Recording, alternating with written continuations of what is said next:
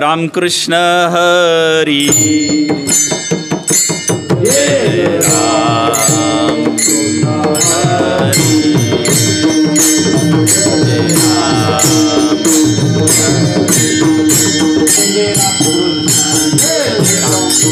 हरी जय राम जय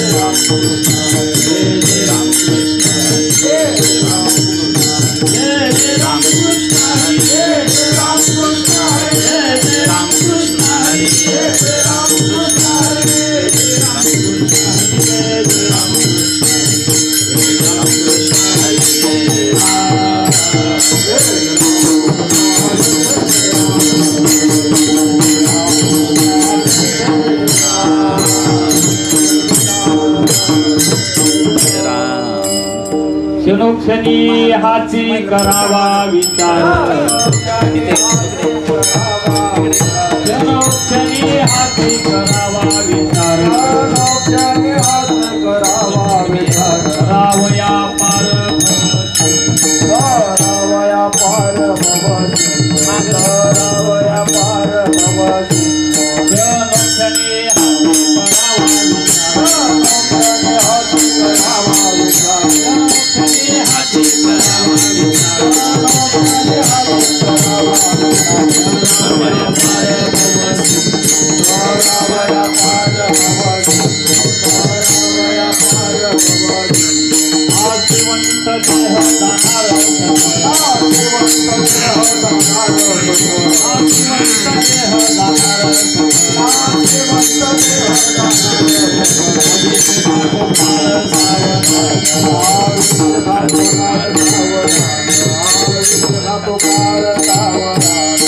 क्षणोक्षणी हाची करावा विचार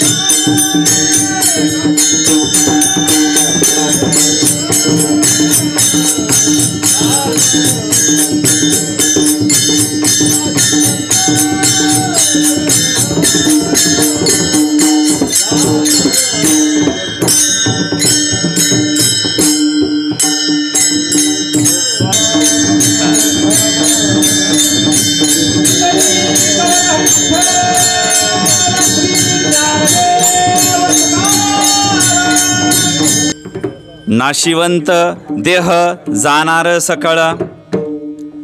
आजच्या कीर्तन सेवेसाठी निवडलेला अभंग जगद्गुरु विश्ववंदनीय संत तुकाराम महाराज यांच्या गाथेतील आहे आणि हा अभंग 4 चरणांचा आहे.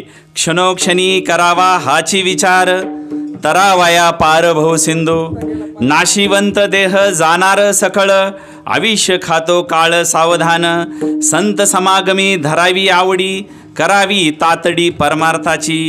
तुका म्हणे इह लोकीच्या व्यवहारे, नका डोळे धुरी धुरुणी राहो.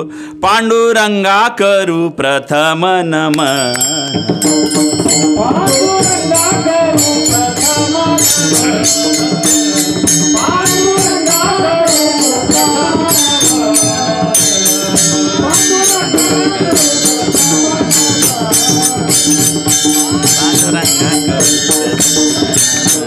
पांडुरंगा करू प्रथम नमन. दुसरे चरण संताची या, त्यांच्या कृपादानी कथेचा विस्तारू. बाबाजी सद्गुरु दास तुका. ओम नमो ज्ञान. ओम नमो ज्ञानेश्वरा. ओम नमो ज्ञानेश्वरा.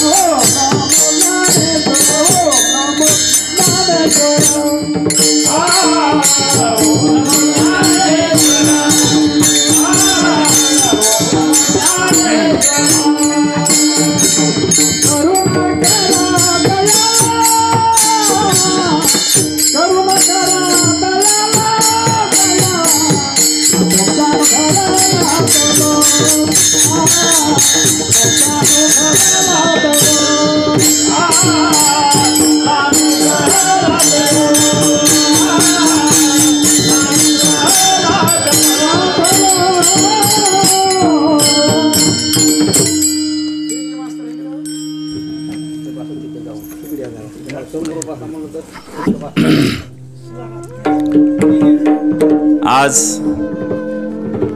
कैलासवासी बाजीराव हजारे गुरुजी यांचं प्रथम पुण्यस्मरण. त्यानिमित्ताने आजची कीर्तन सेवा आयोजित केलेली आहे. शुद्ध बीजापोटी फळे रसाळ गोमटी. आपल्या वडिलांच्या ऋणातून, आपल्या वडिलांच्या आठवणीनं बरोबर आज गुरुजींना जाऊन दिवंगत होऊन कैलासवासी होऊन बरोबर 1 वर्ष झालं. पण आपल्या वडिलांच्या ऋणातून मुक्त होण्यासाठी हा थोडासा प्रयत्न, वडिलांच्या कर्जातून, वडिलांच्या उपकारातून उतराई होण्याचा हा छोटासा अल्पसा प्रयत्न आहे. किती जरी केलं तरी ते उपकार फिटणार नाहीत आई वडिलांचे. परंतु बरोबर 1 वर्ष झालं प्रथम पुण्यस्मरणाच्या निमित्ताने त्यांना पुष्पांजली वाहणं, त्यांना आदरांजली वाहणं हे आपलं आद्य कर्तव्य आहे. आपला मुलगा या नात्यानं आपले हे कर्तव्य आहे. त्या भावनेतून दादांनी या कीर्तनाची सेवा आयोजित केली. हा कीर्तनाचा कार्यक्रम आयोजित केला. गुरुजींची सेवा 36 वर्ष सेवा झाली. त्या निमित्ताने थोडासा परिहार देणं हे माझं आद्य कर्तव्य आहे. गुरुजींचा परिहार, गुरुजींचं काय आयुष्य होतं, ते गुरुजी कसे आयुष्य जगले. 36 वर्षे सेवा झाली गुरुजींची. त्या काळी त्यावेळेस पगार नव्हते एवढे. सायकलवर त्यांनी शाळा करायचे. आज पगारी आहेत भरपूर, परंतु त्या काळात पगारी कमी होत्या शिक्षकांना, नोकरदारांना. तरी सुद्धा त्यांनी सायकलवर शाळा अटेंड करायचे. 3 मुली 1 मुलगा असा त्यांचा परिवार. कठीण परिस्थितीमध्ये त्यांनी मुलांना शिकवलं, मुलांना घडवलं. तो बाप काय असतो, तो बाप आपल्याला समजून घ्यायचा. हो, बाप आपल्याला रागवल्याचं दिसतं. आई म्हणते, ए बाळा तिकडे जाऊ नको, इकडे जाऊ नको, अभ्यास कर, नाहीतर बाबा रागवतील. शाळेत जा, नाहीतर बाबा रागवतील. अरे बाबा रागवलेलं तुम्हाला दिसतं, पण बापाचं प्रेम, त्याच्या मागचं हे तुम्हाला दिसत नाही. हो, डॉक्टर काय करतो, ऑपरेशन करतो पेशंटला नीट करण्यासाठी, परंतु डॉक्टरची भावना त्याच्या मागे काय असते. ऑपरेशन करताना डॉक्टरची भावना अशी असते की तो पेशंट नीट व्हावा. मग बाप बोलल्याचा तुम्हाला का राग येतो? बाप बोलला याचा अर्थ असा की बापाच्या हृदयामध्ये तुमच्याबद्दल प्रेम आहे. बाप हा खडकासारखा कठीण असतो, पर्वतासारखा खंबीर असतो, अचल असतो, आणि फणसासारखा वरून जरी काटेरी असला तरी आतून तो मृदू असतो. तो बाप आपल्याला समजून घ्यायचा. बापाचा त्याग काय, बापाने आपल्यासाठी काय केलं, तो बाप आपल्याला समजून घ्यायचा आहे. हो, गरीब परिस्थितीमध्ये बाप किती कष्ट करतो रे आपल्यासाठी, आपल्यासाठी किती झिजतो. बापाने आपल्या हाडाची काढ केली, रक्ताचं पाणी केलं, रात्रीचा दिवस केला आणि आपल्या मुलांना घडवलं. तो बाप आपल्याला समजून घ्यायचा आहे. तो बाप आपल्याला समजून घ्यायचा आहे. बाप स्वतः फाटकी चप्पल घालतो, तुटली तर पुन्हा चांबाराकडे जातो, पुन्हा शिवून पुन्हा तो वापरतो. पण स्वतःच्या मुलाने जर चप्पल मागितली तर त्याला 1,500ची चप्पल, 3,000चा बूट त्याला घेऊन देणार. पण बाप स्वतः मात्र कधी चांगले कपडे, चांगले बूट, कधी चप्पल वापरणार नाही. स्वतःचा बनियल फाटलेला असतो. आपण म्हणलं ना, घ्या तुम्ही बनियन, त्याला काय होते, कोण बघते आतमध्ये. पण स्वतः फाटके बनेल वापरणार, फाटके कपडे वापरणार, पण स्वतःच्या मुलाला 3,000चा नवीन ड्रेस घेऊन देणार. बाप म्हणतो माझं लेकरू 4 मित्रांमध्ये, 4 मैत्रिणीमध्ये व्यवस्थित दिसलं पाहिजे, तुझा कमीपणा कुठं नको, माझं काय आता. असा त्याग करणारा बाप असतो. तो बाप आपल्याला समजून घ्यायचा आहे. तो बाप काय असतो, एका गावामध्ये एक विद्यार्थी हुशार असतो, परंतु त्याची आई लहानपणीच वारलेली असते. बापाचा जगण्याचा आधार संपतो, बाप खचून जातो. परंतु लहानपणी त्या बाळाची आई वारली. मग त्या चिमुकल्या डोळ्यांकडे पाहतो, त्याचे नाजूक कान, कापसासारखे हात, त्याच्याकडे तो पाहतो आणि तो म्हणतो मला जगायचंय, या मुलासाठी जगायचंय, मला जगण्याचा आधार सापडला, माझं जगण्याचं ध्येय हा मुलगा, जगण्यासाठी याच्यासाठीच मला जगायचंय. हा म्हणता तो मुलाला रात्रंदिवस हाताचा पाळणा करतो, दिवस रात्र कष्ट करतो, त्याला हळूहळू वाढवायला लागतो. मुलाने हट्ट धरला मला सायकल पाहिजे, बाप दिवस रात्र मेहनत करतो.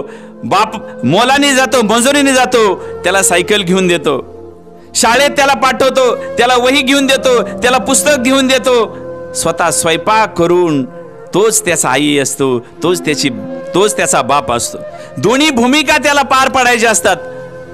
मुलगा हा म्हणता मोठा होतो, कॉलेजला जातो, तिथं सुद्धा त्याला बापाची आठवण येते. बापाची आठवण येते. तो म्हणतो शेतामध्ये माझी खोप, तिला बोराटीची झाप, शेतामध्ये माझी खोप, तिला बोराटीची खोप, तिथं राबवतो कष्ट तो माझा शेतकरी बाप, खातो मिरची भाकर, लेतो अंगावर चिंध्या. माझा बाप काय करतो, आपण सगळे शेतकरी परिवारातले आहोत. आपला बाप काय करतो, बापाची जाणीव जर व्हायची असेल, जगातलं सगळं तत्वज्ञान फिकय, फक्त बापाचा कष्ट, बापाचा त्याग आठवायचा, बापाने आपल्यासाठी काय केले हे आपल्याला आठवायचं. तो बाप आपल्याला समजून घ्यायचा आहे. मग त्याला बापाची आठवण येते, तो अभ्यास करतो, बापापासून तो प्रेरणा घेतो. माझ्या बापाने किती कष्टातून मला शिकवलेलं आहे, माझ्या बापानं मला किती परिश्रम घेऊन शिकवलेला आहे हे त्याला आठवतो. तो अभ्यास करतो आणि एक दिवस त्याला नोकरी लागते. बाप इकडे त्याच्या आठवणीने व्याकुळ होतो आणि त्याला सुद्धा मुलाची आठवण येते. मुलाची आठवण आल्यावर तो त्याला भेटायला जातो. त्याला आता नोकरी लागलेली असते. तो श्रीमंत परिवारामध्ये वागत असतो, श्रीमंत लोकांमध्ये वागत असतो, त्याची एक प्रतिष्ठा असते. पण मुलगा जसा पैसा येईल, पैसा आले की लोक बदलतात. पैसा आल्यानंतर तो हळूहळू बदलायला जातो, शहरातल्या संस्कृतीमध्ये रमून जातो, पाश्चात्य संस्कृतीमधून तो अवलोकन करतो आणि तिथं गेल्यानंतर त्याचा स्वभाव हळूहळू बदलतो. पैसा, पाणी, प्रतिष्ठा, गाड्या याच्यामध्ये तो रमून जातो आणि आपल्या बिचाऱ्या बापाला हळूहळू विसर पडतो त्याचा. आपल्या बापाने आपल्यासाठी काय केलंय, किती कष्ट केलंय हे त्याला विसरून जातो. आणि मग बापाला आठवण येते, तो मुलाला भेटायला जातो, त्यांची मीटिंग चालू असते. तिथं बाप जातो, तिथं त्याला गेटवर अडवतात. तो म्हणतो माझा मुलगा आहे. त्यात सुद्धा बापाचा अभिमान होता. तो म्हणतो हा माझा मुलगा आहे, मला कुणी अडवू शकत नाही. तो तिथं गेल्यानंतर त्या बापाला ते ओळखतो. ते तिथं गेल्यानंतर ते चर्चा होती. ते म्हणतात हे कोण आहेत, हे कोण आहेत? तर उत्तर काय द्यावं मुलांनी? मुलगा उत्तर देतो हे आमच्या शेतातला नोकर आहे. मुलगा उत्तर देतो हा आमच्या शेतातला नोकर आहे. बापाच्या पायाखालची जमीन सरकते. हृदयाला इतकं दुःख होतं, त्याच्या डोळ्यातून पाणी. बाप आणि थोडा वेळ थांबतो, पायाखालची जमीन सरकते. थोड्या वेळाने बाप त्याला बोलून घेतो. बापाला मुलगा बोलून घेतो त्यांच्या केबिन मध्ये. तो म्हणतो आबा तुम्हाला काय गरज होतं इथे यायचं? मी येणारच आहे, 4-5 दिवसात गावाकडे येणारच होतो. इथं सगळे माझे प्रतिष्ठित आहेत. पण बाप कसा गेला होता? बापाला फाटकी चप्पल, अंगावर साधे कपडे, फेटा, काठी, अशा साधारण ग्रामीण भागातल्या पोशाखामध्ये गेला होता तो बाप. आणि बापाची पोशाख बघून मुलाला लाज वाटली. मग बाप म्हणतो, बापाला मुलगा काय म्हणतो, आबा तुम्हाला काही कळतच नाही, तुम्ही इथं कशाला आलात? बापाच्या डोळ्यातून पाणी यायला लागतं. तो म्हणतो हो खरंय, मला कळत नाही. हो, ज्या वेळेस तू लहान होता, तू आजारी पडला होता, रात्री मी सायकलवर तुला रातोरात वरून धो पाऊस कोसळत होता, तुला दवाखान्यात नेलं. हो बरोबर आहे, मला त्यावेळेस कळतच नव्हतं, मला कळतच नव्हतं. ज्यावेळेस तू रडायला लागला त्यावेळेस तुला हाताचा पाळणा केला रे, हाताचा पाळणा केला. बरोबर आहे, पाळणा केला ना, रात्रभर जागलो तुझ्यासाठी, मला कळतच नव्हतं, मला कळतच नव्हतं. तुझ्यासाठी मी मोलमजुरी करायचो, ओव्हर टाइम करायचो, रात्री 9-10 वाजेपर्यंत काम करायचो. माझ्या मुलाला शिक्षणाला पैसे लागतील, माझ्या मुलाला सायकल घ्यायला पैसे लागतील, काम करायचो ना मी तुझ्यासाठी 10 वाजेपर्यंत. हो त्यावेळेस मला कळतच नव्हतं, मला कळतच नव्हतं. कारण तुझा बाप अडाणी ना, तुझ्यावर एवढं प्रेम केलं, तुझ्यावर एवढी माया केली, त्यावेळेस मला कळतच नव्हतं, कळतच नव्हतं. आता बाप हा तिरकस बोलत होता, मुद्दाम बोलत होता. बापाला तिथे 1 मिनिटभर बी थांबला नाही. काठी घेतली, हातावर खांद्यावर पंचा टाकला आणि तिथून पाठ कधी माग त्यांनी वळून बघितलं नाही आणि गावाकडे आला. बाप खूप खचला होता, दुःख झालं होतं. काही दिवसातच बापाचं निधन झालं. बापाचं निधन झालं ही बातमी मुलाला समजली. पण मुलाच्याही विचारात थोडासा बदल झाला होता, त्यालाही थोडं वाईट वाटलं. बापाला पाहण्यासाठी तो आला, बापाला पाहण्यासाठी आला. तोपर्यंत प्रेत स्मशानभूमीपर्यंत गेलं होतं. गाडी लावली, धाडकन दार उघडलं, आबा म्हणून तो धावत गेला. चप्पल एकीकडे, बूट एकीकडे, अशा परिस्थितीमध्ये गेला तो आणि म्हणू लागला, आबा आबा डोळे उघडा, आबा डोळे उघडा, तुमचा मुलगा आलाय, मला माफ करा, मी चुकलो, मैं बहक गया था, मग मी काहीतरी चुकलो होतो, त्यामुळं मला तुम्ही माफ करा. परंतु एकदा मातीआड गेलेली माणसं पुन्हा कधी येतात खरे? एकदा मातीआड गेलेली माणसं पुन्हा कधी येत नाहीत. एक मातीआड गेलेला चेहरा कधीही पुन्हा येत नाही. त्यामुळे जिवंत आहे तोपर्यंत आपल्याला आईबापांना सांभाळायचंय. हाच आपल्या कीर्तनाचा हेतू आहे. हेच कीर्तनामधून प्रबोधन आहे की आपल्या आईवडिलांना जोपर्यंत जिवंत आहेत तोपर्यंत आपल्याला सांभाळायचं आहे. काय लागतं रे आपल्या बापाला, काय लागतं आईला? बाप कधीही म्हणत नाही किती मोठा पगार असू दे, मला तुझ्यातला पगार देऊ दे रे. आपण जरी त्यांना द्यायला गेलो ना, नको माझं मी भागतोय, माझा प्रपंच बरा आहे, माझं भागते माझ्या एवढं. परंतु बाप कधी अपेक्षा करत नाही, आई कधी अपेक्षा करत नाही. आई कधी म्हणत नाही की मला सोनं घे, मला दागिने घे, मला साडी घे, मला बसायला गाडी घे, मला बंगला बांध. आई कधी म्हणत नाही. आई म्हणते आमचं झोपडं हे आहे ना, आमचं साधं घर हेच आम्हाला भरपूर आहे रे, तुझा बंगला नको आम्हाला. अरे आईला ते जर छोटंसं घर का आवडतं? ती म्हणते अरे या छोट्याच्या घरामध्ये तुम्हाला आम्ही लहानाचं मोठं केलंय, इथं मी तुला खाऊ पिऊ घातलंय, इथं आंघोळ घातली, तुझा राजमहल असेल, ताजमहल असेल, मला त्याचं घेणं देणं नाही. ही माझी झोपडी, हे माझं साधं घर, हेच मला प्रिय. इथं तुम्हाला मी लहानाचं मोठं केलं, इथं तुझे वडील आणि आम्ही सर्वांनी गोडी गुलाबीने संघर्ष करत प्रपंच केलाय, त्यामुळं मला हेच घर प्रिय आहे. तुझा बंगला नको, गाडी नको. काय असते रे अपेक्षा आपल्याला? आपल्याकडून ते काही मागत नाही, आपल्याकडून फक्त त्यांना एकच अपेक्षा असते की फक्त म्हणायचं, बाबा तुम्ही जेवलात का? चला. आईला म्हणायचं, आई तू जेवली का? तू कुठे गेलती? तुझी तब्येत बरी का? आईला काही लागत नाही, फक्त त्यांना वाटतं की मला बोलावं, मला विचारावं. त्यांना वेगळं टाकू नका. जरी तुमचे व्यवहार मोठे झाले, जरी तुम्ही श्रीमंत झालात, जरी तुम्ही कारभारी झालात, तरी बापाची खुर्चीचं स्थान त्या मुख्य ठिकाणी घरामध्येच पाहिजे. तो बाप असतो, तो बाप असतो. बाप असं कधी म्हणत नाही की मला द्या. नेहमी दुसऱ्याला देण्याची वृत्ती असते बापाची. तो बाप आपल्याला समजून घ्यायचा आहे, तो बाप आपल्याला समजून घ्यायचा आहे. मग तो मुलगा येतो, त्याच्या डोळ्यातून गळागळा पाणी वाहतं, अश्रू वाहतात. आबा मला माफ करा, मी चुकलो होतो, आबा मला माफ करा. परंतु आबा कधी न बोलण्यासाठी निघून गेले होते, कायमचे. आबा गेले.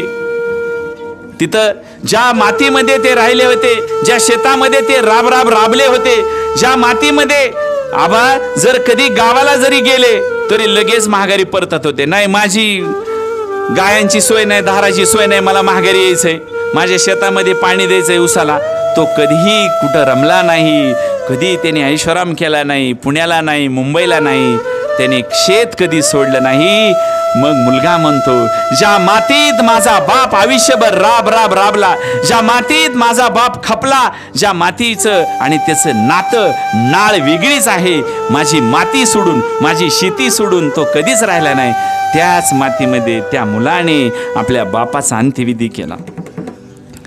नंतर त्याने एक छोटंसं मंदिर बांधलं, एक झाड लावलं, आणि अजूनही माघारी नोकरी करून आल्यानंतर 2-3 महिन्यातून येतो आणि दर्शन घेतो बाबांचं, तिथं वडिलांचं दर्शन घेतो. आणि ज्वारीची काही कंस त्यांनी तिथं लटकवलेले आहेत. अजूनही बघा, आपले पूर्वीचे लोक अजूनही झाडामध्ये, मंदिरामध्ये ज्वारीची कंस ठेवतात. त्याचं कारण असं आहे की हे मुके प्राणी, हे मुके पक्षी, त्यांना काहीतरी द्यावं, त्यांनी काहीतरी खावं, ही त्याच्या मागची भावना आहे. तो अजूनही येतो आणि बापाच्या आठवणीमध्ये तो त्या शेतामधली माती आपल्या कपाळाला लावतो, बापाच्या आठवणीने 2 अश्रू गाळतो. तो बाप असतो, तो बाप त्याला उशिरा का होईना समजला. तो बाप आपल्याला आज खऱ्या अर्थाने समजून घेण्याची गरज आहे. विठ्ठला विठ्ठला विठ्ठला विठ्ठला.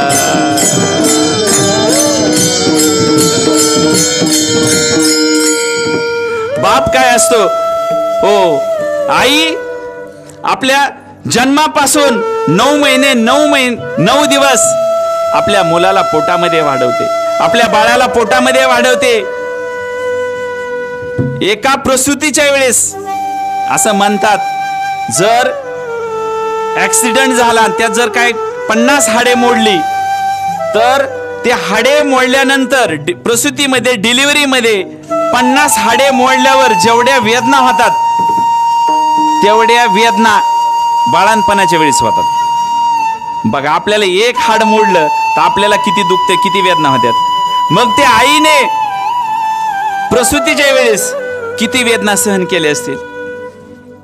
हो, ज्यांना जाणीव नाही त्यांनी फक्त गायनॉलॉजिस्ट हॉस्पिटलमध्ये जायचं, तिथं फक्त पाहिजे, तिथं त्या महिलेच्या आर्त किंकाळ्या, इतक्या तीव्र असह्य वेदना ते आपल्या बाळासाठी, आपल्या मुलासाठी, आपल्या लेकरासाठी देत असते.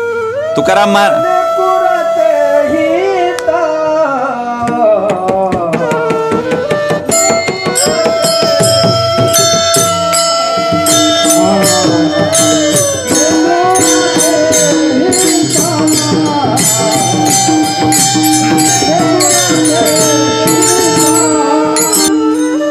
लेकुराचे हित पाहे माऊलीचे चित्त, ऐसी कळवळ्याची जाती करी लाभाविन प्रीती, पोटी वाहे भार सदा सर्व सहे, अशी असते ती आई.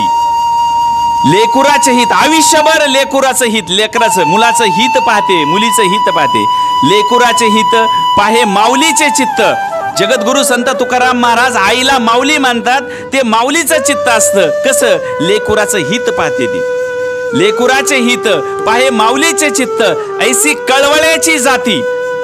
आई इतका कळवळा आपल्या मुलाला बद्दल मुलीबद्दल कुणालाच नाही. म्हणून तुकाराम महाराज म्हणतात, ऐसी कळवळ्याची जाती करी लाभावी न प्रीती. आईला कशाचीच अपेक्षा नाही, लाभाची नाही, लोभाची नाही, मला काय द्यावं असं वाटत नाही, तर ती निरपेक्ष प्रेम करते. निरपेक्ष म्हणजे अपेक्षा नसताना निर्भेळ प्रेम करते. तिला नेहमी देण्याची भावना असते, दातृत्वाची भावना असते. म्हणून जगद्गुरु संत तुकाराम महाराज काय म्हणतात, ऐसी कळवळ्याची जाती करी लाभावी न प्रीती. आणि पुढे जाऊन माऊली सांगतात, पोटी वाहे भार, म्हणजे 9 महिने 9 दिवस आपल्या बाळासाठी ती पोटामध्ये भार वाढ ही करते, सहन करते. परंतु तिथं सुद्धा ती आपल्या शरीरातलं रक्त त्या बाळाला देत असते. नाळेद्वारे ती आपल्याला बाळाला ते अन्न पुरवत असते. हो, घेतलेला श्वास त्यातला 50% श्वास त्या गर्भासाठी असतो, आपल्या बाळासाठी असतो. अशी आई असते. प्रसूती झाल्यानंतर बाळ काय करतं, आपल्या आईचं दूध पितं. बघा, देहांत झाल्यानंतर स्मशानभूमीमध्ये ते प्रेत जाळल्यानंतर, डेड बॉडी जाळल्यानंतर दुसऱ्या दिवशी गेल्यावर फक्त हाडे शिल्लक राहतात. हाडे शिल्लक राहतात, सगळं जळून जातं. अरे ही हाडे का शिल्लक राहतात? कारण ते माझ्या त्या आईनं आपल्या बाळाला पाजलेलं दूध असतं. त्या दुधामधून कॅल्शियम असतं. त्या कॅल्शियमने ती हाडे इतकी मजबूत होतात, इतकी मजबूत होतात, जगातली कोणतीच संघटना, कोणतीच गोष्ट त्याला नष्ट करू शकत नाही. कारण ते हाडं आईचे दूध पिलेलं असतात. डॉक्टर सुद्धा सांगतात नेहमीच, वरचं काय घेऊ नका, आईचं दूध द्या, आईचं दूध द्या.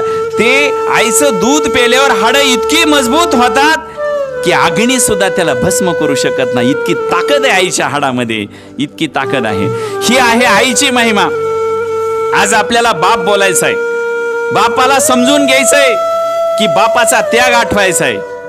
हो, पहा, ज्ञानोबा माऊलींचे वडील विठ्ठलपंत कुलकर्णी आपल्या मुलांसाठी काय केलं, काय केलं, देहांत प्रायचित्त भोगलं त्यांनी आपल्या मुलांसाठी.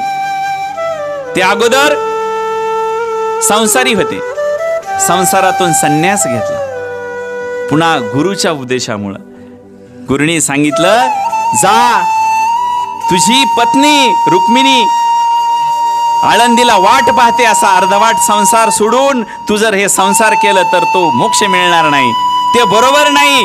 तेव्हा तू तुझ्या पत्नीला सोडून, परिवाराला सोडून तू संन्यास घेऊ नको, जा आणि पुन्हा गृहस्थाश्रम स्वीकार. गुरुच्या आज्ञेमुळे ते पुन्हा आले. परंतु समाजाने त्यांना समाजात घेतलं नाही. समाजाने त्यांना वाळीत टाकलं. अरे, निवृत्ती, ज्ञाना, सोपाना, मुक्ताबाई हे जर इंद्रायणीमध्ये गेले तर त्यांना तिथं स्नान करू देत नव्हते. दूर व्हा संन्यासाच्या कारट्यांनो, तुम्हाला इंद्रायणीमध्ये आंघोळ करण्याचा अधिकार नाही. इंद्रायणी बाटवता का तुम्ही? त्यांना तिथून चिखल मारला, त्यांना वाळीत टाकलं. भिक्षा मागायला गेले तर भिक्षा दिली नाही, भिक्षा दिली नाही. इतका त्रास समाजाने दिला. हे समाजाचं सूत्र, हे गणित मला कळतच नाही. जोपर्यंत जिवंत आहेत तोपर्यंत त्रास देतात, नंतर त्याचा महिमा गातात. आई वडिलांचं जिवंत आहे तोपर्यंत आपल्याला जपायचं आहे, नंतर काय करून उपयोग आहे का? जिवंत आहे पर्यंत तोपर्यंत त्याच्या आत्म्याला दुःख द्यायचं नाही, आत्म्याला त्रास द्यायचा नाही. त्यांनी मुलांचा त्रास बघितला. ते म्हणले, रुक्मिणी, आपल्या मुलांचा त्रास मला बघवत नाही ग.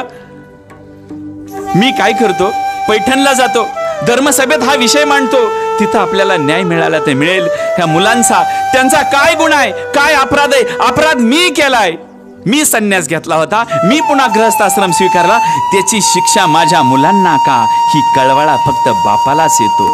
बापाचं अंतकरण तिळतिळ तुटतं, आईचं अंतकरण तिळतिळ तुटतं. हे दुःख फक्त आई वडिलांनाच असतं, दुसरं कोणाला नसतं. मजल दर मजल करत पैठणला जातात. बैलगाडीने गेले त्यावेळेस मजल दर मजल करत पैठणला गेले. पैठणच्या धर्मसभेत विषय मांडला.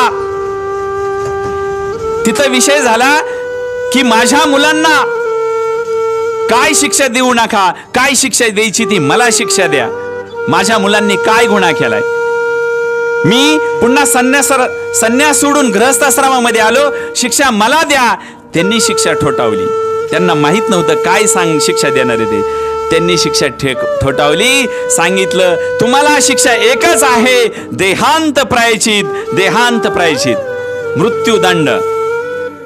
पायाखालची जमीन सरकली. सर सर सर मुलांच्या आठवणी डोळ्यासमोर आल्या. पण मला हा निर्णय घ्यावा लागेल. मुलांचा हा वाळीत टाकलेलं त्यांचं दुःख मला बघवत नाही, म्हणून त्यांनी जड अंतकरणाने तो निर्णय स्वीकारला. आले. रुक्मिणी वाटच बघत होत्या. दार उघडलं. त्यांनी ताट केलं. जेवा ना, भूक नाही मला. भूक नाही? इतक्या लांबून आलात आणि भूक नाही? हो, पैठणकरांच्या निर्णयाने माझं पोट भरलं. काय सांगितलं त्यांनी? दिला ना आपल्याला न्याय. आता आपल्या मुलांना चांगलं वागवतील ना समाजामध्ये, त्यांना मुंज करण्याचा अधिकार मिळेल ना. हो, मला भूक नाही आणि निर्णय बी दिला. काय निर्णय दिला सांगा ना? देहांत प्रायचित. त्यांच्या डोळ्यातून टचकन पाणी आलं. आकाश कोसळल्यासारखं झालं. पायाखालची जमीन हादरली. त्यांनी सांगितलं मी एकटाच देहांत प्रायचितची शिक्षा भोगणारे. माझ्या पाठीमागं मुलांचा चांगला सांभाळ कर. त्यांनी आपल्या त्या 4 लेकरांना डोळे भरून पाहिलं. डोक्यावरून हात फिरवला मायेने. त्या रुक्मिणी ताई सुद्धा म्हणाल्या तुम्ही एकटे शिक्षा नाही घेणार. मुलांना वाढवण्यामध्ये तुमच्यापेक्षा जास्त अधिकार माझा आहे. त्यामुळं मी सुद्धा शिक्षा घेणार. तुम्ही एकट्याने नाही जायचं, मी सुद्धा तुमच्याबरोबर येणार. आणि ह्या माऊलींनी दोन्ही दाम्पत्याने आपल्या मुलांसाठी इंद्रायणीमध्ये उडी घेऊन देहांत प्रायचितची शिक्षा भोगली. तो असतो बाप. आपल्या मुलासाठी जीव द्यायची जरी पाळी आली, तो असतो बाप. आपल्या मुलासाठी किडनी द्यायची पाळी आली तरी तो देतो. आपल्या मुलासाठी रक्त द्यायची पाळी जरी आली तरी तो देतो. आणि तो रक्त आयुष्यासाठी, तो घामाच्या धारामधून तो रक्त आयुष्यभर आपल्या मुलासाठी करत असतो. अरे आई आपल्याला 2 वेळचं जेवण बनवते. आई आपल्याला 2 वेळचं जेवण बनवते. पण बाप जो असतो तो आयुष्यभराच्या भाकरीची सोय करतो.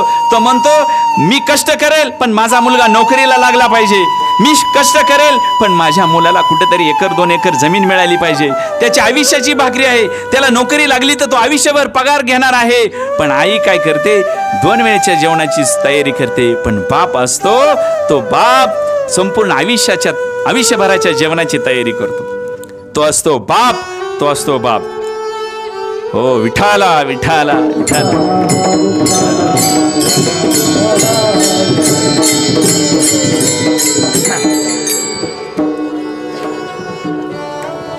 बाप जिवंत असताना, आई वडील जिवंत असताना ते साक्षात देव आहेत.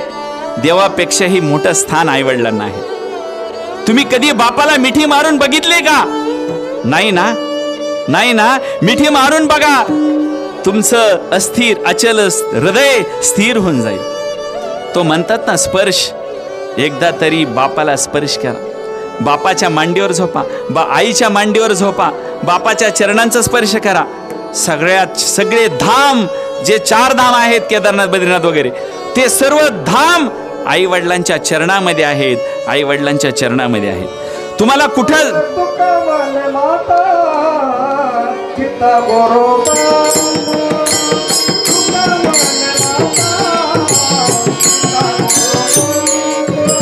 बापाला कधी मिठी मारून बघितलंय का?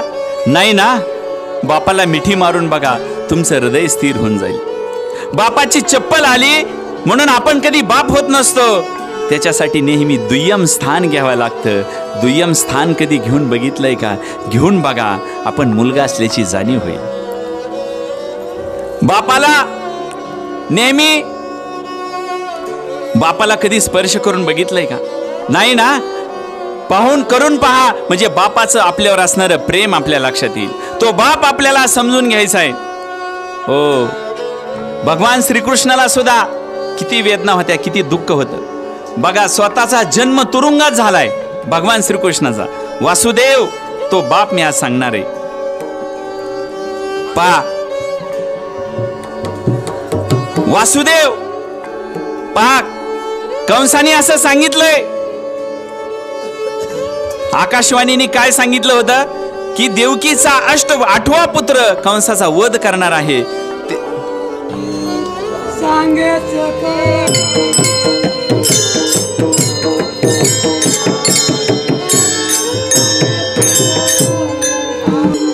आकाशाच्या वाणीने सांगितलं की कंस देवकीच्या 8व्या पुत्राचा वध करणार आहेत.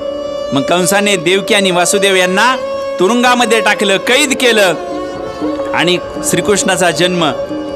यमुना दुतडी धरून वाहत होती, धोधो पाऊस कोसळत होता. ढगांचा कडकडाट, विजांचा लखलकाट, धोधो पाऊस कोसळतोय, पाऊस थांबायची नाव घेत नाही. आणि अशा परिस्थितीमध्ये भगवान श्रीकृष्णाचा जन्म जेलमध्ये झाला. देवाला सुद्धा दुःख चुकलं नाही तर आपण कोण आहे? हो, दुःख झाल्याशिवाय तेवढं दिव्यत्व येत नाही, तेवढं तेजपुंज जीवन होत नाही. देवाचा जन्म कुठं जेलमध्ये झाला. परंतु आपल्याला वासुदेवाने आपल्या स्वतःच्या मुलासाठी काय केलं, याचा जीव वाचवायचा आहे म्हणून त्यांनी टोपली घेतली आणि त्या टोपलीमध्ये भगवान श्रीकृष्णाला ठेवलं वर.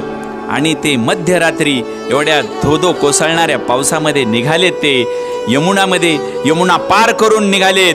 त्यांना कधी वाटलं नाही अंधारी रात्र आहे, पाऊस पडतोय, नदीला पाणी आहे, मी बुडल, मी मरल, ही भावना त्यांच्यामध्ये नव्हते. त्यांच्यातला बाप आपल्याला आज पाहायचा. हो, पितृशोकाने आपला प्राण सोडणारा दशरथ राजा, प्रभू रामचंद्रांना 14 वर्ष वनवास भोगावा लागला. ही बातमी हे लक्षात येताच आपल्या मुलाच्या दुःखाने इतके दुःख झालं, इतका शोक केला राजा दशरथाने. त्यांच्या मनात विचार यायचा, माझा राम राजमहलात राहिला, राजवाड्यात राहिला, या मऊ मऊ गादीवर झोपला, आज तिथं त्याची काटेरी शय्या असणारे. किती काटे टोचते त्याला, किती दुःख होईल. तिकडं काटे त्यांना टोचले, पण इकडं दशरथ राजाच्या हृदयाला काटे टोचत होते. तो बाप असतो. हो, इथं त्यांनी गोडधोड खाल्लं, तूप रोटी खाल्ली, परंतु तिथं जंगलामध्ये वनवासामध्ये तो काय खाईल? काटेरी काय खाईल? फळं खाईल? मिळतील का वेळेवर? इथं राजमहालात राहिला, तिथं झोपडीमध्ये राहणार. हे दुःख त्यांना अनावर झालं आणि पुत्र राम राम म्हणत त्यांनी प्राणत्याग केला. मुलाच्या वियोगातून मुलगा 14 वर्ष पुन्हा भेटणार नाही, 14 वर्ष माझ्या रामाचं तोंड मला पाहायला मिळणार नाही, हे दुःख त्यांना सहन झालं नाही. म्हणून आपल्या मुलाच्या प्रेमापोटी राम राम करत त्यांनी आपला प्राण सोडला. इतका जीव आपल्या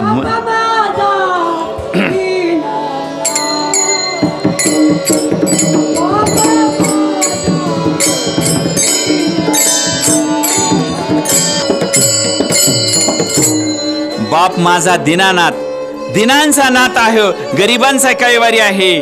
तो सगळ्यांवर प्रेम करतो, सर्वांवर प्रेम करतो. त्याचं हृदय एवढं मोठं आहे की तो सर्वांवर प्रेम करतो. असा माझा बाप दीनानाथ आहे. हो, बाप काय असतो तो आपल्याला समजून घ्यायचंय. एकदा लहानपणी त्या मुलीचे आई वारली, परंतु त्या बापाने आपल्या त्या मुलीसाठी रात्रंदिवस कष्ट केलं आणि तिला मोठं केलं. हा म्हणता तिला मोठं केलं, लग्न करून दिलं. लग्न करून दिल्यानंतर तिच्या लक्षात नंतर काही दिवसांनी तिला वडिलांना फोन येतो, बाबा तुम्ही आता आजोबा होणार. काही दिवस जातात. मग बाप काय करतो? बाप इकडं त्याच्या मित्रांना म्हणतो, अरे माझी मुलगी बाळणपणाला येणार आहे, माझ्या मुलीला पैसे पाहिजेत, डिलिव्हरीसाठी पैसे पाहिजेत. तो सर्वांपुढे पैसे मागतो. ते म्हणतायत, अरे अगोदरच तू पैसे नेले होते तुझ्या मुलाच्या शिक्षणासाठी, पुन्हा अजून पैसे मागायला आला का? हो, तुमचे सगळे पैसे पै मी कष्ट करून ते पैसे तुम्हाला मी पुन्हा देईन. मुलगी डिलिव्हरीला येते. हो, ती एक प्रश्न आता आपल्याला बदलायचंय. डिलिव्हरीमध्ये म्हणजे सून तुमची, होणारं बाळ सुद्धा तुमचंच आणि ती मुलगी मात्र डिलिव्हरीला माहेराकडे. ही काय पद्धत आहे? ही आपल्याला आता बदलायची आहे. ही बदलायची, कारण ती सुरुवात मी माझ्यापासूनच केली, आमच्या परिवारापासून. नसलं तर विचारा तुम्ही नंतर. हो, डिलिव्हरी करूनच मग तुला जायचंय तर माहेराला जा. होणारं बाळ तुमचं, त्या बाळाला नाव तुमचं, तुमच्या घराण्याचं नाव निघणार आणि त्रास तिकडं माहेरच्या लोकांना, भुर्दंड त्यांना सगळा, आर्थिक हानी. तर हे आपल्याला कीर्तनातून हा सुद्धा संदेश घेऊन जायचा आहे. असो, मग ती मुलीला बाप आणायला जातो की डिलिव्हरीसाठी आणायला जातो. मग रात्री त्या मुलीचं पोट दुखतं. मग बाप धावत धावत जातो डॉक्टरकडे. डॉक्टर अवघडलेल्या अवस्थेत आहे माझी मुलगी, माझ्या मुलीला तुम्ही मोकळं करा, प्रसूती करा. डॉक्टर म्हणतो इथं पाणी कमी झालेलं आहे गर्भामधलं, तुम्ही काय करा तालुक्याच्या ठिकाणी जावा. मग बापाकडे पैसे कुठे आहेत गाडी 4 व्हीलर करायला. बाप धावत धावत जातो, हातापाया पडतो, कसं तरी तिथून गाडी मिळते. मग तालुक्याच्या ठिकाणी जातात. बाप रात्रभर त्या ठिकाणी बापाच्या डोळ्याला डोळा नाही, तो झोपला नाही जोपर्यंत प्रसूती होत नाही तोपर्यंत. मग पहाटे प्रसूती झाल्यानंतर बापाला एवढा आनंद झाला, मी पैसे व्याजाने घेतले त्याचं तीळ मात्र दुःख नाही, मी आजोबा होणार, मी बाबा होणार. त्याचा आनंद त्याच्यापेक्षा दुप्पट होता. तो बाप आहे. आणि मग आल्यानंतर सगळ्याला पेढे वाटले त्यांनी, मी आजोबा झालो. मग बापाचं जन्मापासून त्याच्या बापाच्या शेवटच्या श्वासापर्यंत आपल्या मुलांवर, अगदी डिलिव्हरीपासून, लग्नापासून, शिक्षणापासून सर्व गोष्टीवर बाप शेवटपर्यंत कर्तव्य पार पडत असतो. तो बाप पण पडद्यामागचा कलाकार असतो. सगळेजण कवी असतील, चित्रपट निर्माते असतील, लेखक असतील, त्यांनी आईवर कविता केल्या, आईवर कादंबऱ्या लिहिल्या, आईवर चित्रपट झाले, पण बाप आमचा पडद्यामागचा कलाकार राहिला. बाप आमचा नेहमी घरात असून सुद्धा पोरका राहिला. सगळे लेकी जरी आल्या तरी आईच्या कडीने गोंगारटा घालतात. बाप मात्र घरात परका असून पोरका असतो रे, पोरका असतो. कारण सगळेजण म्हणतात आई तू फार तुला माय आहे. आईच्या डोळ्यात टचकन पाणी येतं. बाप रडत नाही ना. बाप रडत नाही याचा अर्थ असा नाही की बापाला माया नाही. हो, स्वतःची आई मेली तरी बाप रडला नाही, त्याला भावंडांचा आधार व्हायचा होता. स्वतःची पत्नी मेली तरी बाप रडला नाही, कारण त्याला मुलांचा आधार व्हायचं होतं. बापच जर रडला तर परिवार खचून जाईल, कुटुंब खचून जाईल, सगळेजणचा आधार तुटल. बापाला रडू वाटत नाही. बापाला हृदय असतं बापाला हृदय, परंतु तो रडत नाही. मी जर रडलो तर सगळे परिवार, कुटुंबातले सगळे सदस्य खचून जातील. मग त्यांनी कुणाच्या चेहऱ्याकडे बघायचं. ओ, मुलगी जर नांदायला चालली तर सगळेजण रडतात, पण बाप रडत नाही. मग मुलगी म्हणते, आई एवढी रडली, बाबा तुम्ही रडलाच नाहीत, तुमचं प्रेम नाही का? अगं तुला काय माहितीये, बाप रात्री रडू बापाची उशी पूर्ण भिजली होती. तो सगळ्यासमोर कधी रडत नाही. तो कर्तव्य श्रेष्ठ असतो, त्याला त्याचं कर्तव्य पूर्ण करायचं असतं. तो रडून तिथं तुम्हाला हतबल करू शकत नाही. असा तो बाप असतो. विठाला.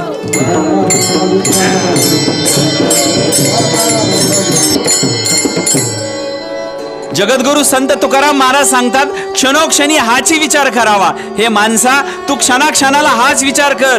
तू क्षणाक्षणाला मृत्यूजवळ जातोय. प्रत्येक दिवसाला तू मृत्यूजवळ जातोय. हे शरीर नाशवंत आहे. नाशवंत देह जाणार सकळ, आयुष्य खातो काळ, सावधान. जगद्गुरु संत तुकाराम महाराज काय म्हणतात, हे शरीर आहे ते नाशवंत आहे. हो, हे शरीर उपजला जो प्राणी तो नर आहे संसारी. उपजला जो प्राणी तो नर आहे संसारी. काळ बैसला उसा शेजारी. म्हणजे या जगामध्ये जो जन्मला आहे त्याला मृत्यू निश्चित आहे. त्यामुळे मृत्यू झाला म्हणून आपण दुःखी पण व्हायचं नाही. ही जीवनाची वाटचाल आपल्याला अशीच चालावी लागणार आहे. खचून जायचं नाही. प्रत्येक गोष्टीला सामर्थ्याने आपल्याला तोंड द्यायचंय, कारण हा देह नाशवंत आहे. उपजला जो प्राणी तो नर आहे संसारी. बरोबर का? जे उपजे ते नाशे.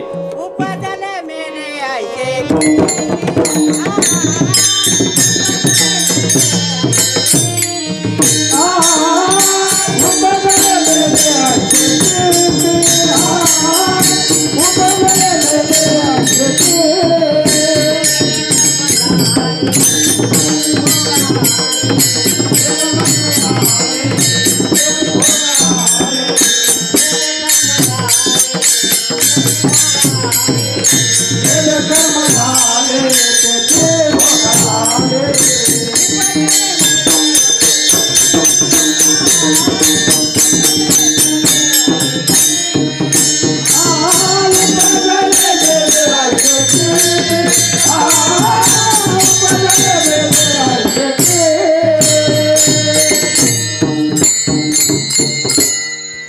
जगद्गुरु संत तुकाराम महाराज म्हणतात, पाहतो उंदीर घेऊन जाय बोका, तैसा लोका काळ नेत असे. काळ हा टपून बसलेला असतो, कसा कधी घाला घालल सांगता येत नाही. पाहतो उंदीर, जशी मांजर किंवा बोका उंदराला घेऊन जातो, तो कधी पकडतो घाला घालतो ते माहीत पण होत नाही. पाहतो उंदीर घेऊन जाय बोका, तैसा लोका काळ नेत असे. असा काळाच अधिराज्य असतं. आपल्या देहावर, आपल्या शरीरावर कुणाचं अधिराज्य आहे? तर काळाचं अधिराज्य आहे.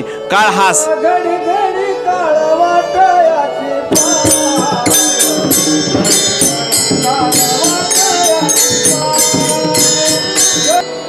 जगद्गुरु संत तुकाराम महाराज सांगतात, संत समागमी धरावी आवडी, करावी तातडी परमार्थाची. आता संत समागम म्हणजे काय? समागम म्हणजे सहवास, संगती, साथ. संत तुकाराम महाराज काय सांगतात? संत समागमी, संतांची साथ धरा. दुर्जनांची साथ जर धरली तर तुम्ही तसंच होणार आहे. जसं की परिस्पर्शाने लोखंडाचे सोने होते. केळीच्या पाना शेजारी जर बाबळीचं झाड असेल किंवा काटे असतील तर एवढं सुंदर असणारं केळी झाड फाटून जाते. त्यामुळे संगत कुणाशी करायची? सज्जनाची साथ धरायची. संत कबीर म्हणतात, सज्जन से सज्जन मिले तो होए दो दो बात, सज्जन से सज्जन मिले तो होए दो दो बात, गदो से गदो मिले तो खाए दो लात. गदाबरोबर आपली संबंध जर आला तर लातच खावा लागणार आहे. त्यामुळे नेहमी आपल्याला संगत चांगली धरायची आहे आणि आपल्याला असं करायचंय की चांगलं काम करायचंय, दुसऱ्याच्या कामाला यायचंय. बरोबर ना? लंबा हो बडा हुआ तो क्या हुआ, जैसा लंबा खजूर. बडा हुआ तो, खजूराचं झाड कसं असतं? उंच असतं ना. बडा हुआ तो क्या हुआ, जैसा लंबा खजूर, पंछी को छाया नाही, फल लगे अति दूर. पक्ष्यांना बसायचं म्हणलं तर सावली नाही आणि फळ खायचं म्हणलं तर हाताला येत नाही. काय उपयोग त्या खजूराच्या झाडाचा? आपल्याला दुसऱ्याच्या कामासाठी यायचंय आणि त्याच्यासाठी आपल्याला संत समागमी धरावी आवडी आणि काय करायचंय? करावी तातडी परमार्थाची. तातडी म्हणजे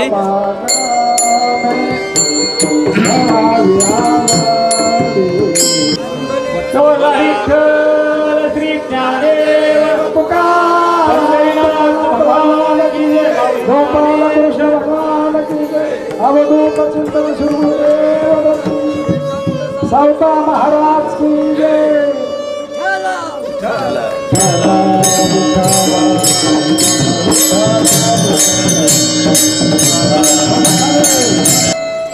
जगद्गुरु संत तुकाराम महाराज सांगतात, संत समागमी धरावी आवडी. तुम्ही चांगली संगत धरा, तुम्ही दुर्जनांची संगत धरू नका. लोकांना फार सवय असते नावं ठेवायची, उणिवा काढायच्या, निंदा करायची. हो, एकदा एक वाटसरू साधू रस्त्याने चालला होता. त्याला भूक लागली होती, तहान लागली होती. म्हणून जाताना एक महिला त्याला जेवायला बोलवते, पाणी प्यायला बोलवते. तो येतो, पाणी पितो. ती म्हणते, तुम्ही आलात, आता बसला तर थोडं खाऊन जावा, जेवण करून जावा, भूक लागली असेल. ठीक आहे म्हणतो, त्या विश्रांती होईल थोडीशी म्हणून जेवणासाठी. पण घरात तर काय गोडधोड नाही. मग ते शेजारी जाते. शेजारी तिथून ती त्यांना म्हणते की साधू आलेत, महाराज आलेत, त्यांना काहीतरी गोडधोड आहे का जेवायला? ठीक आहे, खीर बनवली. मग ही खीर घेऊन जावा. मग ती काय करते? शेजारून वाटीमध्ये खीर आणते. मग खीर येताना आले, साधूंना खीर वाढली, जेवण झालं. काही वेळातच साधू मरण पावले. मग कसं काय मरण पावले? मग ही यमदूत आणि चित्रगुप्त, स्वर्गामध्ये सगळा हिशोब असतो, कुणी कुणी काय काय केलं. मग यमदूत म्हणले की नेमकं चित्रगुप्तांनी सांगितलं की कसं काय झाला मृत्यू. मग त्यांनी सांगितलं की थांबा, मी जरा चौकशी करून येतो, नेमकं मृत्यूचं कारण काय. मग तिथं मृत्यूचं कारण चौकशी केले. असं लक्षात आलं की ही ज्यावेळेस वाटी घेऊन येते त्यावेळेस नेमकं वरून घार चाललेली असते. बरोबर का? परंतु साधू महाराज मेल्यानंतर तिथं दोन महिला बसलेल्या असतात शेजारी. मग ते म्हणतात की काय झालं. मग त्या दोन महिला म्हणतात की नेमकं हिच्यामुळे साधू महाराज मेले, हिला काय गरज होती महाराजांना बोलवायची, हिच्यामुळेच मेले. हिने काय केलं काय माहित, अपयशा पायाची हिने काय केलं, महाराजांना मारलं, हिच्या घरी आली की लगेच मेले. त्या 2 महिलांनी त्या बाईला जिने पहिल्यांदा जेवायला बोलवलं होतं तिला इतकं नावं ठेवलं, इतकी निंदा केली, तिची उणीव काढली की ती म्हणले की हिच्यामुळे साधू मेला, हिचं काय खरं ना, अपयश पायाची आहे. मग ज्यावेळेस इन्व्हेस्टिगेशन केलं, चौकशी केली यमदूताने, की त्यांच्या असं लक्षात आलं की घार चालली होती वरून. मग वर घार चाललेली असते आणि घारीने साप घेतलेला होता तोंडामध्ये, आणि त्या सापाचं विष नेमकं त्या वाटीमध्ये पडतं, आणि ते विष वाटी खाल्ल्यामुळं, त्यातली खीर खाल्ल्यामुळं ते साधू मेले. मग म्हणले आता घटना तर घडली, सापाचं विष पडलं आणि त्याच्यामुळं साधू मेले. आता घटना तर घडली, नेमकं हे पाप कुणावर टाकायचं? घटना तर घडली, नेमकं दोष कुणाचा आहे? मग आता यमदूत म्हणले असं करा की ते जी पहिल्यांदी बाईने बोलवलं होतं महिलेने जेवायला, तिच्या नावावर पाप टाकून दे. हे घटना तर घडली, पाप तर झाले. ते म्हणले कसं काय तिच्या नावावर टाकता येईल? तिने बिचारीने चांगलं जेवायला बोलवलं, तिचा काय त्यात दोष आहे, त्यामुळे तिच्या नावावर पाप काय टाकता येणार नाही. मग ते कॅन्सल करा. मग म्हणलं असं करा, जिने खीर घालून वाटी दिली होती त्या शेजारी महिला, तिच्या नावावर पाप टाका, तिला काय गरज होती वाटी द्यायची, नेमकं त्याच वाटीत पडलं. ते म्हणले तिच्या तरी काय, तिचा काय दोष आहे, तिचं काय त्याच्यात आहे का? तिने बिचारीने सहकार्याच्या भावनेतून शेजार धर्माने तिला खीर घालून वाटी दिली, तिचा काय दोष आहे? मग बरोबर आहे, ते कॅन्सल करा, तिच्या नावावर नका पाप टाकू. मग असं करा, घारीच्या नावावर टाका. घारीला काय गरज होती वरून जायची नेमकं एकदम? घारीच्या नावावर पाप टाका बरं. ते म्हणले घारीचा तरी काय दोष आहे, तिची बिचारी आपली भक्ष घेऊन चालली होती, काय नाही घारी. मग असं करा, सापाच्या नावावर टाका, सापामुळेच मेला, सापाचं विश्वदना, त्यामुळे सापामुळेच ते महाराज मेले. ते म्हणले कसं काय, सापाच तरी काय दोष आहे, बिचारा तेव तर एक पकडला होता, तेव्हा त्याचा काय दोष आहे, त्याच्या नावावर नका टाकू, कॅन्सल करा त्याचं नाव. मग हे पाप टाकायचं कुणाच्या नाव? ही घटना तर घडली, पाप टाकायचं कुणाच्या नाव? मग असं करा ना, ज्या 2 बाया नावं ठेवत होत्या त्यांच्या नावावर हे पाप टाका म्हणले. विठाला विठाला विठाला विठाला.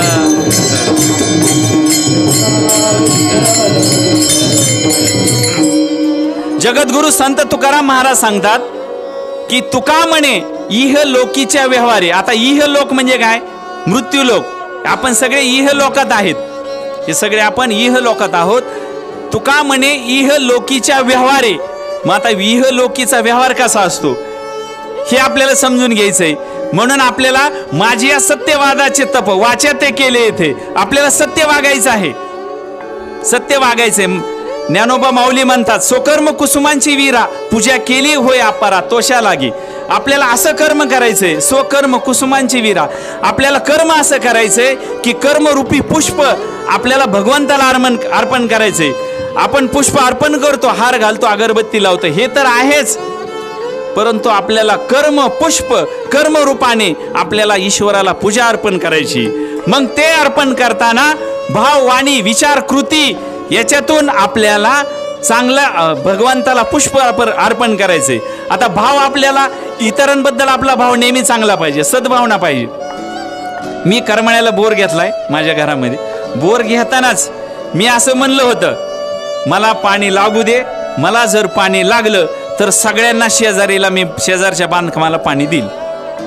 आणि ते खरंच झालं, मला भरपूर पाणी लागलं, शेजाऱ्याचं पाणी गेलं आणि मी सगळ्यांना पाणी देतोय. आता घेताना काम करताना आपली सद्भावना पाहिजे, ही सद्भावना आहे. एखादा अपंग व्यक्ती दिसला त्याला तुम्ही थोडी मदत करा, संवेदनशील आपला स्वभाव पाहिजे. पण आज आपले विचार इतके बोथट झालेत की आपल्याला संवेदना नाहीत. हल्ली ऍक्सिडेंट जरी झाला तरी लोक त्याला मदत करण्याऐवजी त्याला पाणी हॉस्पिटलमध्ये नेण्याऐवजी त्याची शूटिंग काढत बसते. आपल्याला काय झालंय हेच आपल्याला समजायला तयार नाही की आपलं मन इतकं भोतट का झालंय. अरे प्राण्यांना माया असती, जर अपघात झाला तर ते कुत्रं जे असतं ते बाकीचे कुत्रे त्याला सोडून जात नाहीत, ते तिथं थांबतेत, सोडून जात नाहीत. पण आपली माणसं मात्र ऍक्सिडेंट झाला तर त्याला वेळेवर हजर न करता हॉस्पिटलमध्ये तिथं शूटिंग काढत बसतेत किंवा घाबरतेत.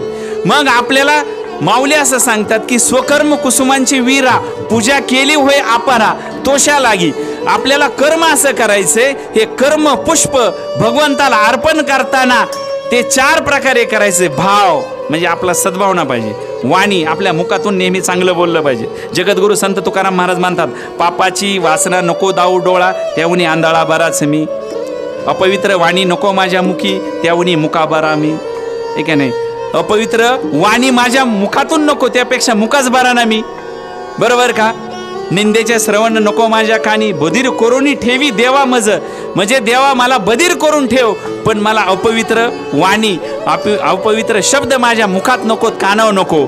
आपल्याला तसं राहायचं. म्हणजे भाव झाला, सद्भावना पाहिजे, वाणी चांगली पाहिजे, विचार चांगले पाहिजेत, पॉझिटिव्ह थिंकिंग. बरोबर का? विचार चांगले पाहिजेत, कृती चांगली पाहिजे. आपल्याला असं जीवन जगायचं की स्वकर्म कुसुमांची वीरा पूजा केली होय अपारा तोषा लागी. म्हणजे काय? हे पुष्प 4 पुष्प आपल्याला ईश्वराला अर्पण करायचे. ज्ञानोबा माऊली म्हणतात की आपल्याला मरण कसं यावं, झाकल्या घटीचा दिवा नेनीजी काय झाला केदवा यारी तो जो पांडवा देह ठेवी.